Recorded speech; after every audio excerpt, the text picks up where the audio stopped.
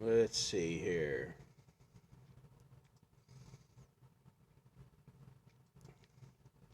Yeah. Okay. So, talking about that, I ever tell you about the time I almost got raped in the funeral home?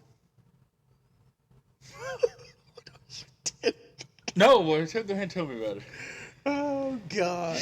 No, I've never told you about that. No. Oh my God, bud. So, so I worked in a funeral home, If we're gonna and mess with me, I go. yeah, I just freeze on I you. no, yeah, I worked in a funeral home, and How many years ago was this? Come on, we want details. I feel like it was 2012, something Oh, like that ain't that. too bad. No, no. Anyways, I've been working at the funeral home and got ready to leave, and the phone rang. Mm-hmm. We'd been having visitations, and this lady was like, "Yeah, my grandpa was buried by you guys, and I'd like to know where his headstone is, and everything, his grave." And I said, "Okay, let me try to find him." She gave me the name. We couldn't find it. I said, "When did he die?" And it was like 1970 something. It's like, oh God. So go back in there and look through the things, and there it is, like dust on it from where the other guy, had buried him. It's like, and we're like, yep, here he is, right here. So we go. I said, yeah, I've got it right here. She goes, I'm on my way. I was like, okay, and she hung up the phone. A couple hours goes by, phone rings again. It's me again. I am on my way. I said, okay. Hangs up the phone. A couple hours go by again. She calls again. I still am on my way. I'm like, okay. She hour or so goes by. She calls again, and she says, "Listen, I don't know if I'm gonna make it tonight. I have to be tomorrow." I said, "Well, where are you coming from?" She goes, "Connecticut." I mean, I thought it was like up the Yeah. road or something. Like, yeah, it's gonna take you a little bit longer. So the next day we had our funeral and they closed everything down, and I shook, you know, my friend, the funeral director's hand, and was getting ready to leave, and I had told him, I said, "Hey, that girl's gonna come, and we were have to go out there to you know, and or you'll have to show her the." I didn't Yeah. say we have to go out there. I said you'll have to show her whatever. Okay, well, I got it. And out of nowhere, uh, we we hear this slamming, bam, like something fell in the chapel. He's like, "What is that?" And we hear this, oh, oh, and was like, he goes, grabs me, and he's like, "What the hell was that?" I was like, "I don't know." So we kind of peek up in there and look. And there was this beautiful woman, probably in her 40s or so. Yeah. Anyways, she goes, "Oh," and sees us, notices us kind of peeking in there, and she goes, "I'm sorry, it smells amazing in here." I'm like, "It smells amazing in here." She goes, "It doesn't smell like death." You know, we're like, "Well," he's like, my friend's like, "Yeah, we try to keep it clean, smelling good in here. We got fresheners." She goes, "It smells like Skittles." I'm like, okay. Yeah. Okay's Yeah. right. She says, "It's a little small in here. You have people, if this was back home, we'd have people up against the wall like this." And she puts her leg up against the wall and rubs it down it and goes, "You like what you're seeing, don't you?" It's like, oh my God. She goes, "I wanted to be a funeral director once." She goes, "I think it's sexy." He looked at me. He's like, "Are you like, is this from you? Are you doing this to me? Are you screwing with me right now?" I was like, I thought he had me set up or something. So we try to show her where her grandpa was buried at, and she's like, I can't do this. I can't figure this out." He goes, "Well, you know what? It's just over here. It wasn't even a mile from the funeral." He goes, "I'll show you where it's at." So we go there. We get out of the truck. Or hold on, before we do, I said, "So, what do you do then? You're a funeral director. What do you do?" She goes, "Oh, that bald guy out in the car." And I was like, No, no. I'm like Stone Cold Steve Austin's out there to kick my What? butt, you know? Yeah. I go, no, I mean work wise. She goes, oh, I'm a hairdresser, and I was like, makes sense. But anyways, we go out there, and she's all excited about us taking her to the thing, and tells us, says, honey, these nice men are gonna show us where the thing. And look, he rolls down the window, and he's like big bald guy. I thought, dude, this dude is not impressed with us, you know. Big bull Hurley over Yeah. the top type guy. Yeah, she even asked me and him. She goes, "Are you two a couple?" Are you two a couple? We're like, "Nope, we just work together," you know. You like that cold body Yeah, on your yeah. cold body? So we get. She goes, "It's okay though. I'm into that if you are." We're like, okay. I like that Rick and Morty stuff. Yeah, yeah. So, anyways, we get out there to the cemetery, and we're like, there it is. We show it to her, and we're like, we'll see you later. And she goes, wait just a minute. We're like, what? She goes, this bitch, she left my grandpa, blah, blah, blah, in 1970 something, you know. And she's like, for another man, and her name is on his headstone. I'm going to chisel it off. We're like, you do what you got to do. We're out of here, you know. She said, hold on, I got something to say. And she grabs my friend and kisses him. Like, wraps her arms and legs around him, sticks her tongue in his mouth. Gives her some tongue, too. Yeah. Oh, yeah. He goes, and throws her on the ground to get away from her. I jump in the truck and lock it, and he grabs the door. And he's like, open the goddamn door. Open the door. And she's like trying to walk towards him. He goes, open the door. And I unlock the door. He jumps in and peels out in the cemetery, bud. I said, but host or not? No, it was just a truck. But I said, you're getting the grass. He goes, I'll pay for the grass seed. We get up the road and the phone rings, and she goes, I just wanted to thank you for, you know, what you did and everything. And I'd like to come and thank you personally, but I can't remember how to get to the funeral home. Well, that's okay. We ain't going to be there for a little while. I got kidnapped. He was like, we ain't going back to the funeral home. He didn't go back to the funeral home till like midnight, bud, because he was scared to death that she was going to show back up. And so I didn't get to go home till like 1 or 2, 3 o'clock in the morning, which wasn't unusual, but still. I get to school and I start telling that. I was still in college, and my professor, which he's overhearing this, he goes, Thaddeus, come here. I go, okay. I said, sir? He goes, what the hell is wrong with you? I said, what do you mean? He goes, do you know how many men have waited for a moment like that? He just said, well, she's still available. She's still out there. Yeah, Connecticut. Oh, my gosh. Yeah, and like a month went by and the phone rang and it was her again. And she goes, I just wanted you to know if you ever come to Connecticut, you could always stay with me. We're like, nope. Guy was working with us. We're telling him about it. And he goes, you know, that sounds like my aunt, whatever her name was, like Teresa or something, you know. She's trying to be a Mother Teresa. And he said, is this her? And he showed us a picture. Oh, my God, it was. He goes, yep, you guys just about got right. just about had it. About got book 2 in it. Yeah. Oh, my God, man. But, yeah, the stories, man, of all the crazy stuff we would deal with in that mess. People, I don't know, man. It's the time that Charlie fell in the hole. Oh, man.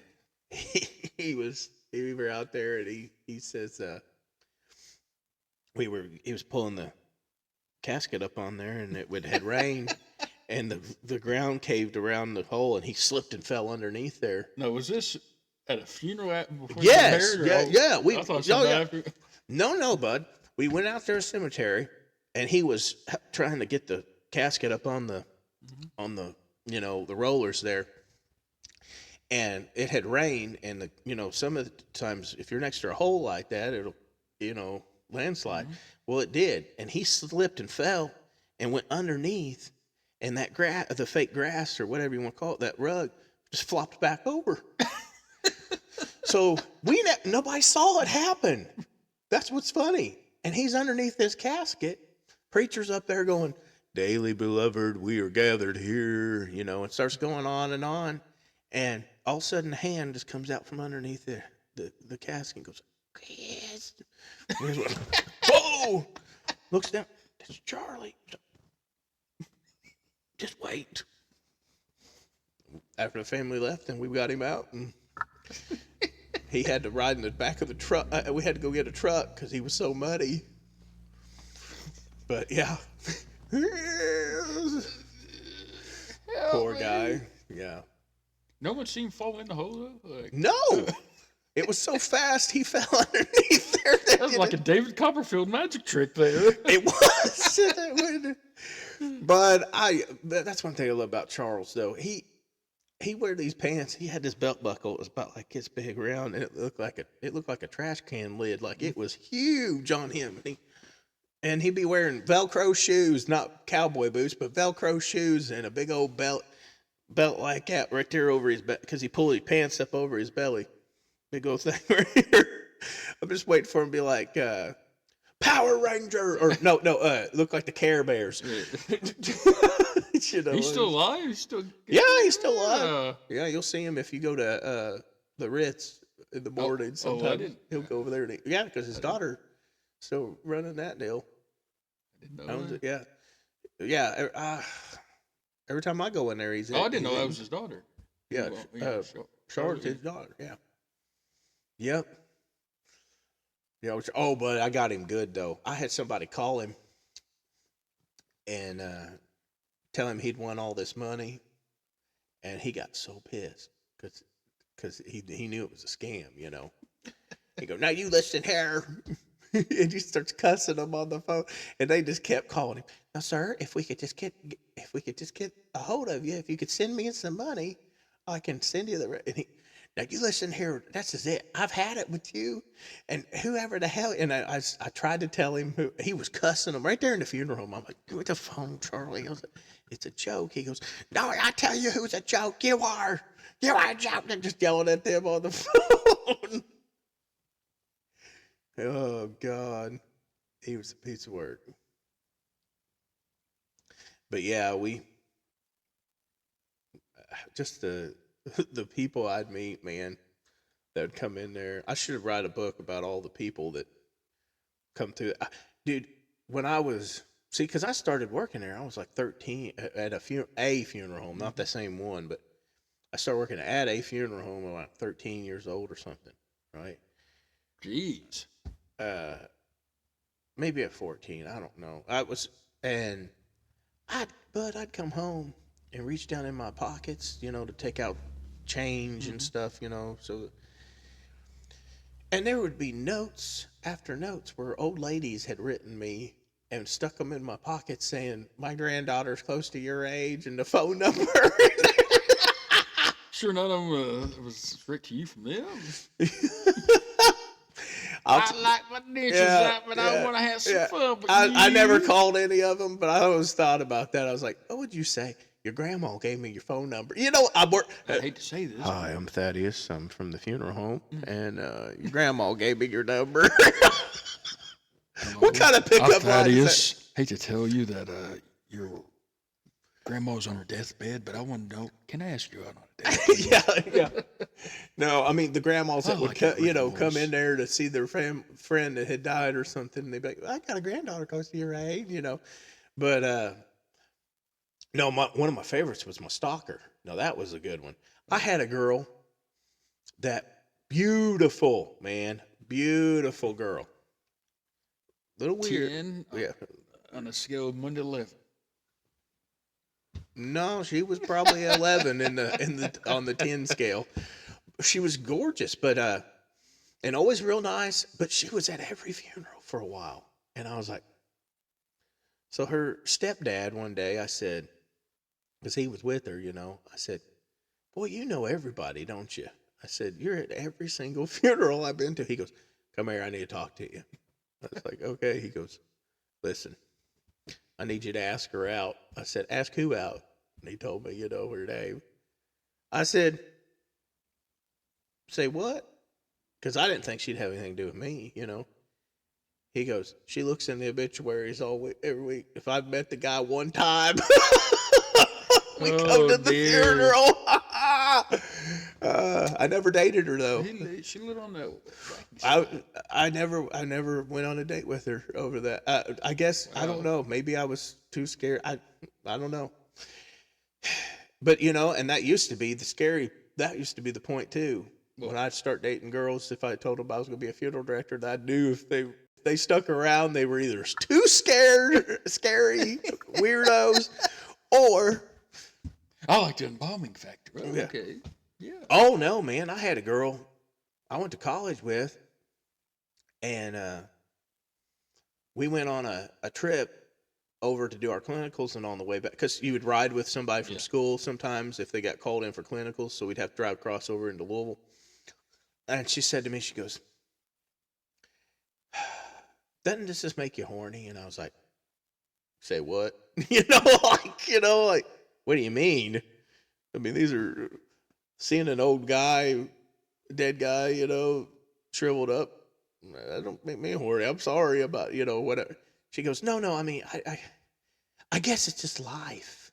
And I started thinking about it. I was like, not really, but I did get it does make you think about life a little bit more. And I started enjoying food more and things like that because you're like, God, tomorrow I could not be here, because some of us forget about that kind of thing. We just assume that we're going to have tomorrow, but it's insane, man. Everybody, I just told someone yesterday that it's amazing me. Every time I turn around, I'm starting to sound like those guys that said, I knew that Jim guy used to come to funeral home all the time. He goes, I'm just coming because I'm still left. I'm like, what do you mean? He goes, all my friends are dying, and then their kids are dying. I don't know if I'll ever die. My grandmother, when she died, they said that she told them, or they said that she was always, every morning she'd say, will you come here a second, sweetheart? And they'd bend down, and ask her, yes, there's something I can do. Yes, could you tell me why in the hell I'm still here? Like, and she lived to like, what, 93 or something like that? Yeah, every day she was like, can you tell me why in the hell I am still here? Why in the hell am I still here, Daddy? Yeah. That's what I had to hear from her all the time. She was not happy still being alive. Yeah, I mean, well, some people get that. Especially when she broke her hip. She was done. She's like, I am done with this. I can't do it. Yeah. Can't do it. Man. It is hard though. Some of the people that are ready to go, and they've been in pain. You're wanting them to go, but Well, they're doing this thing now, over in Europe. Over in Europe. Putting them in the freezer, of course. It's been rough for you. No, it's an egg like thing. It's just this like electric vehicle like thing that looks like an egg because it's all domed up with a plexiglass or something, and the person will sign a lease or whatever, that they're going to die, and they get in this thing, and it rolls them out like in a field or something like that, so they can see the sky or whatever. And as they're sitting there, I guess it plays music too or something like that, but they can just lay there, and a little bit at a time, it's pumping in this gas that puts them to sleep, and then they die. But they're doing this euthanasia like that. And I don't think I know maybe some people or whatever with it morally, but I think that'd be perfect, man. You know what I mean? Like if you were told you got cancer and you're going to die in 6 months, I don't know why not take a shot at it. Let them do that. If you get like within a month or so many days, But the problem is, I saw where some girl over, what was it, England or something? She had been, you know, assaulted and went through all this stuff, and she just could not get over it. It was messing with her life so much that she couldn't function right. And the courts approved for her to go ahead and be euthanized. She wanted to die, a suicidal, but like be put down that way. Gorgeous girl though, man. And you're like, gosh, man, I cannot imagine. But man, just it's sad these people out here like that can't function anymore because of what someone did to them or whatever. But Yeah.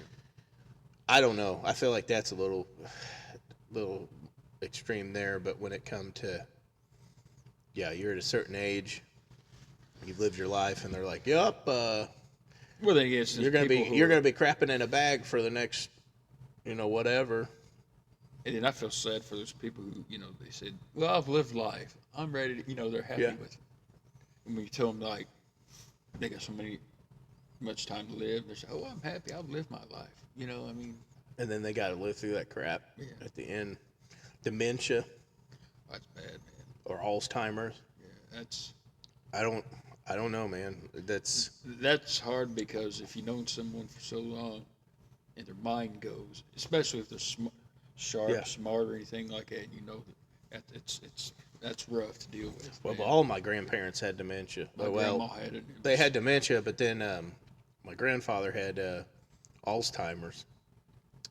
And we would watch the same video every single day. And he'd say, I ain't seen this one.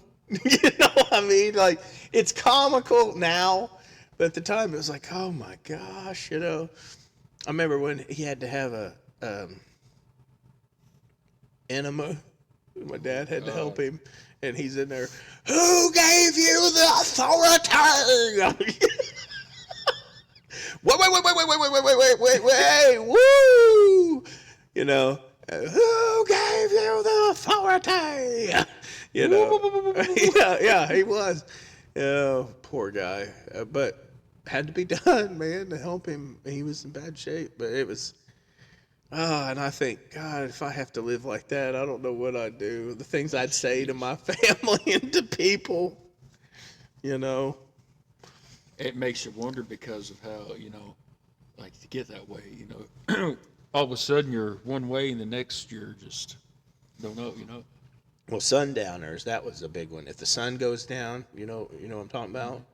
That if they see the sun go down, then they go crazy, man. Like, it just with the Alzheimer's deal, it just kind of does worse. I don't know what the deal is, but if they see the sun go down, they lose it. So we would have to close the blinds and stuff before the sun went down, but there'd be a few times if we didn't, he was a mess. What am I doing here? Why am I here? And why ain't I at my house? And you're like, Grandpa, this is your house. Like, yeah. Man, he was. Yeah. And my mom, it would be funny because she'd cut his food up for him, and he wouldn't like that. So he tried to trade me plates. So my mom would give me his plate all cut up, and I'd walk in there and sit down. He'd go, what do you got there?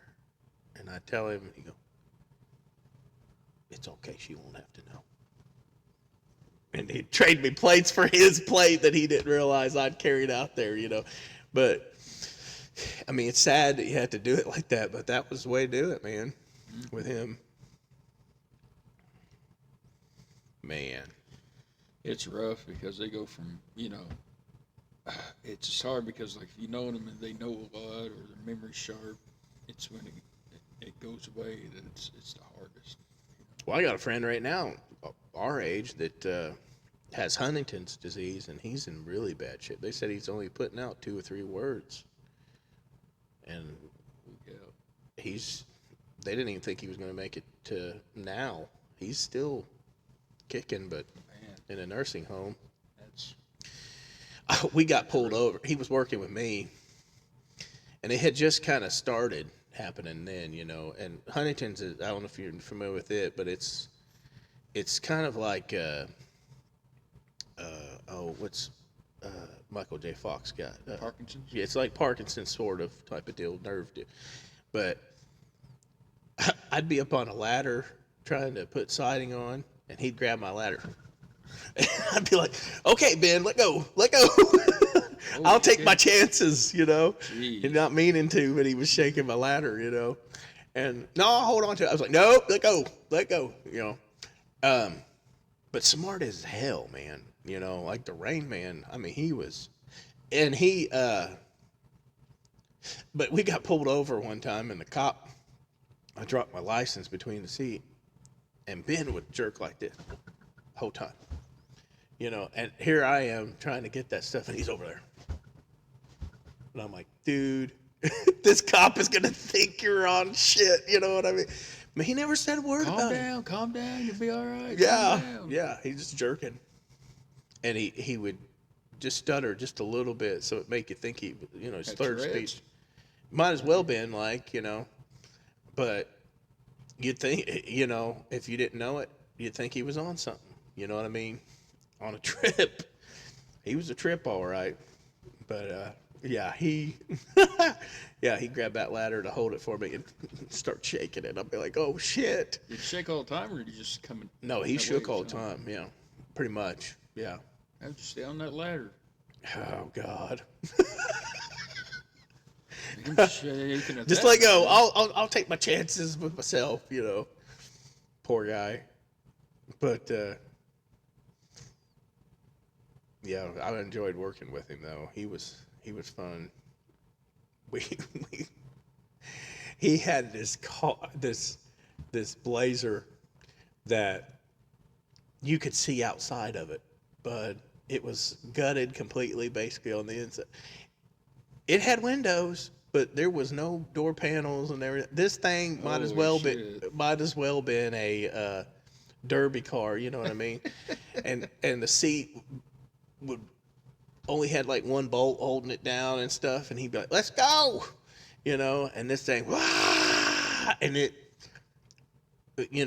being a Chevy, it was so rusted that like you could see on the ground and everything else. And I'm riding with him, because my truck messed up, and so he's like, "I'll drive you," and I'm like, Fred Flintstone, this thing there. "Oh yeah, but it might as well been." Oh my God, dude, I've been in go-karts that had more wrapped around me than what this thing did. Oh yeah. And I mean, it didn't have a muffler. I mean, it was a rough old thing. Oh man, when I was a teenager, I remember 16 or so, me and this dude got together and we bought a truck together. And we were so excited because we put a tennis ball on the gear shifter. We thought we were hot shit, man, Remember the antennas? When people had antennas, you put balls and flags and stuff on it. Oh, yeah, I love that stuff. Oh, yeah.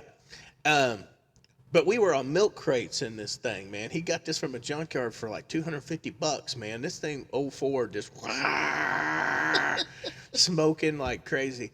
And we pull up, we were hanging out down at Corden Walmart, and we picked up these girls. These girls were like, "You guys have a truck, huh?" On the milk crates. Yeah. Well, no, hold on. We was in Walmart and hanging out, and that was when they had the McDonald's and stuff in there. And so we were like, "Hey, what's up? We got a truck." And they're like, "Oh my God, can we ride with you?" And we're like, "Oh yeah, if you want to ride with." And he goes, "Let me go get the truck." And I'm sitting there sitting with them, up front. That's when they had the benches out there. I was thinking, And he comes rolling up in that truck, the smoke before him. And the smoke clears, and here's this truck. And he goes, "Hop on in," opens the door. And like I said, we had a milk crate with a piece of plywood and what's those twisty tie things to hold them down. Oh. And those girl goes, "I think our parents might want us to go home." And we're like, "Well, you don't want to ride with us?" And they're like, "No, I think so. I think we'll be all right." But we was like, "Suit yourselves. Oh, seatbelts. I got my ice cream sandwiches. We're ready to go." We got a red seat in here. We're all right. Let's go. Oh yeah, man. I mean it though. I thought I was hot shit because it had that tennis ball on the You gear remember shifter. though? Speaking of that, do you remember when you first start driving though, and you're out on your own, like you feel like though that you're the hot, It didn't You matter feel what like it a lot was of you were driving. independence. Yeah. I mean, you feel like you're an adult. Ready Well, but to I didn't drink. I conquer didn't the drink world. soda pop very much, unless and up until I got started driving. You know what I mean? And then I was like, oh my God, I can get a Mountain Dew. I thought I was cool. You know what I mean? Like, not to everybody else, but to myself. I was like, man, I can get a Mountain Dew and a donut before school every day. You know, and I'd go to Dairyland and I'd go in there. I remember like the first time I started driving a lot in school, like even driving to school or like game and stuff. Yeah. You're Yeah. like, I can leave on my own. Hey, I can go on my own. I don't have to wait for any. You know what I mean? Oh, yeah. That was because you feel like you're ready to conquer the world. Well, I remember first weekend, or no, a couple weekends after, all us guys piled up in the car, and we went to Corden to hang out, and my friend had wrecked his car because somebody hit him and pulling in front of us, and because the guy's wife was down in his lap, and that's how that guy hit him. He stepped on the gas instead of the brake. But anyways, Honey, yeah. keep it down. Yep. And but we were on our way back, and them cops were like, "You boys better be getting back," And that was in New Salisbury, where we was at. And we were driving back, and I was panicking, man. I was like, "Golly!" It was Friday the 13th, and that day they'd all said, "Oh my God, bad thing." I was like, that shit don't happen. The wreck happened and all that. So we're driving, and all of a sudden this car pulls out in front of us. I'm like, that's from Orange County. And then another car pulls out. And the Paley football team had just played there at North Harrison, so we all got mixed in with them, mingled in, so we had a train going home, But we didn't know they were playing, at that time. But yeah, gosh. Yeah, that guy, he gets out and starts laying on the ground like he's having a heart attack. Oh, God. And they're like, and all of a sudden, here comes his wife out of nowhere. And we're all like, I don't remember seeing no woman in that truck. She's been laying in the floorboard. Okay. Yeah. Those were the days, man. Oh, my God. Yeah. Well, and you just never knew what you're getting. Just like out there, man, going and hanging out at the park back in the day, too. It's done, no. Like I say, like you said, driving down something like that and just getting out and having fun, those are times I miss in ways, too. It feels like when you're bored, you had stuff to do. You remember when Doe Elliott brought that car to the school, his demo car, and he was taking $1 for people to take 4 hits at it with a baseball bat and a sledgehammer? What the heck was that? Fall Harvest or something? No, what the heck is that? Some classes had the Peddler's Market. That's what it was. Peddler's Market. Yeah. Do they still do that? I don't know. But that, quarter, hit it with the hammer, or hit it bat, whatever, hit it. Boom. Okay. Everybody, I got this, wham! And I'm like, he made the most money out of everything because everybody wanted to hit that car. And he had something going there, There's a picture in the yearbook of, you don't see the car, but you see him sitting on the car when someone's throwing the tire tires or something. Yeah. Oh, yeah. I forgot about that one, too. Yeah, throwing the tire. Yeah, but he had something there, man. Now they got those, what do they call them, crash plate, or what is it called, where you go to and they bust up old computers and televisions and stuff like that. Joe could have made himself millions. Peddler's Market. Yeah. Come play this game over here. $1 a piece. Okay. $1 and you get 4 hits at it, And I was like, it didn't even do nothing to that sucker. What I mean? Bam. That's good. Do it again. A little bit harder. Wham. Yeah, all them tough suckers thinking they were going to swing that sludge. It wasn't doing jack to it. Yeah. Try it again, old buddy. Try it again. Go ahead, Eugene. You got it. And swing it harder. Swing it like you're chopping wood. And then some of them chicks, like Deshauna or somebody grabbing at that. Wham! Let me see that. Oh, here you go. Don't let me stop you in that then. Go for it. Oh, shit. Oh, my God. It's 30 minutes again.